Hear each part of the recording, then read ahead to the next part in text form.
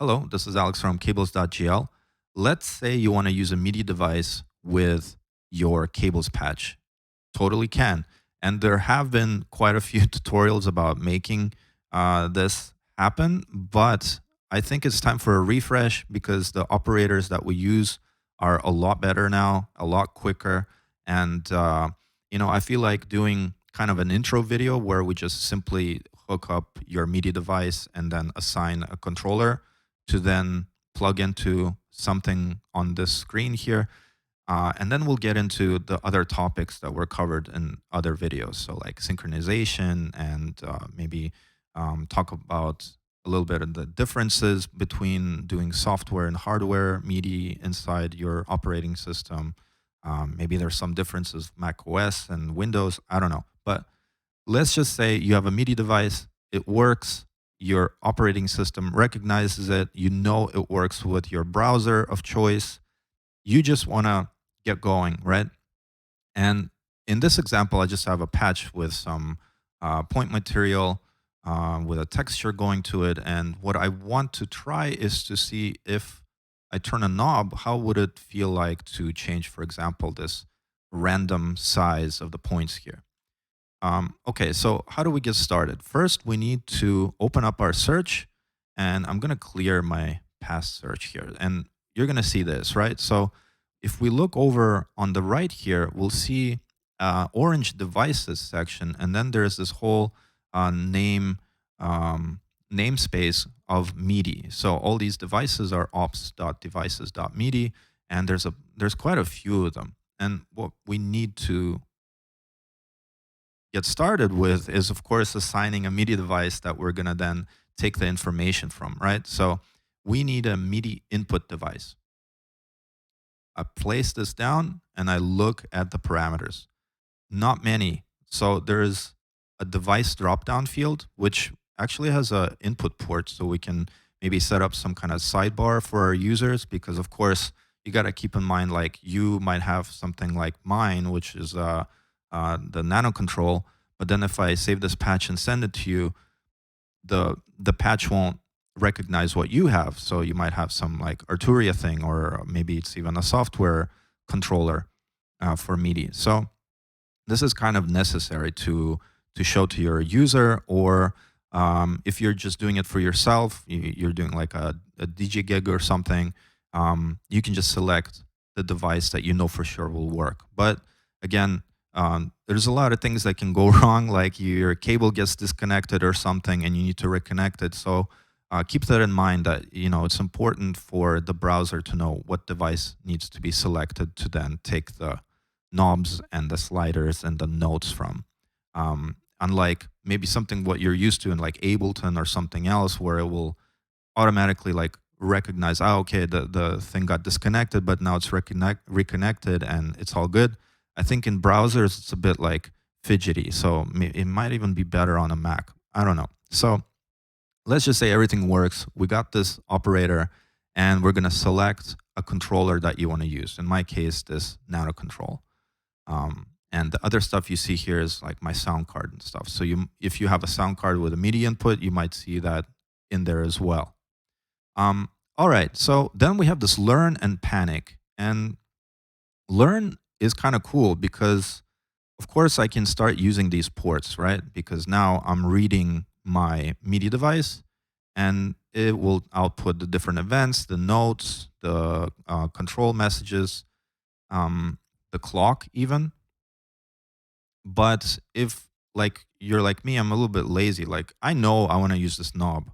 So if I on my on my controller that I don't have a video of, but maybe I'll set up next time. So I know I want to use this knob that I'm moving right now. All I have to do is click learn and then move it, and you see an operator was just created for me. I'm basically done, because that's it. This thing is already outputting. You see in this value output, it's outputting what my knob is being told what to do, right? So that's pretty awesome and quick, right? Like, this video could have been 20 seconds long. So what else do we need to cover here? There's also a panic button.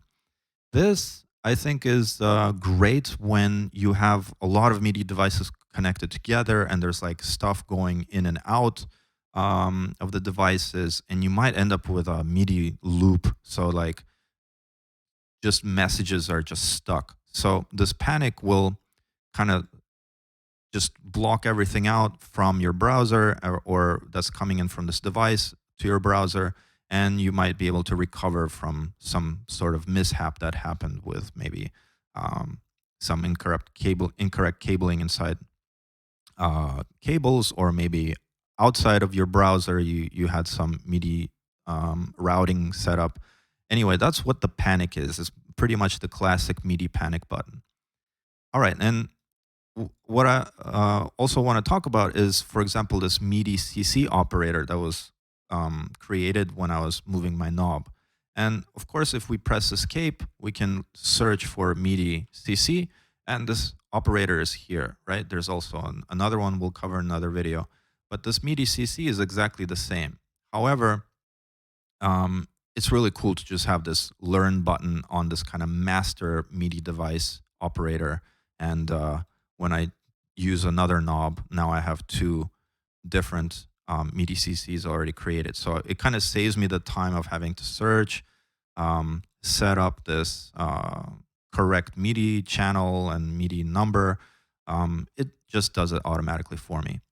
Another cool thing you can do is, let's say I'm like tired of using this learn button, and I'm in a situation where I know I just need a MIDI CC, and I plug it into the CC input of the MIDI control, or the MIDI device input.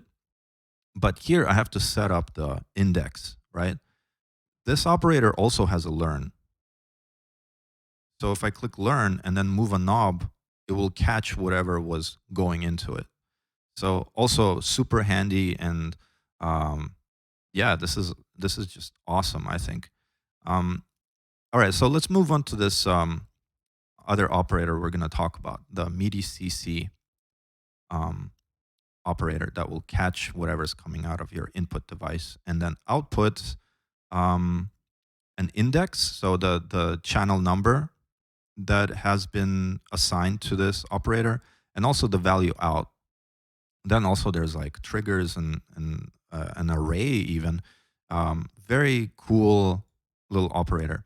So everything's set up correctly because we use learn, and then what we can do here, which is super handy, is not use these classic MIDI values or whatever you have your MIDI device set to transmit. So my knob is transmitting 0 to 127. And if I want to change that to like another map range, I would use a map range. But let's just say I'm happy with a 0 to 1, or like actually a -1 to 1. Let's just try it out. So all I do is use this handy parameter panel to switch it to 1 to -1 range. So when I move my value, it's no longer a 0 to 127, it's -1 to 1. So another like step saving feature, super handy. Let's hook it up to what I wanted to hook it up to. So the random size. So now when I change my knob, it's obviously changing the operator parameter that I hooked it up to. And let's just say, okay, yeah, maybe -1 to 1 is not big enough for me. So I'm just going to use like a multiply to multiply the range. So now it's a bit more visible. So pretty nice. I mean, like, yeah, to put it lightly, it's incredibly fast. I love this. So I hope you like this tutorial. Please ask questions, because I do want to make this kind of a series and a recap of what we used to have, but now with the cool new improved operators. So thank you and bye.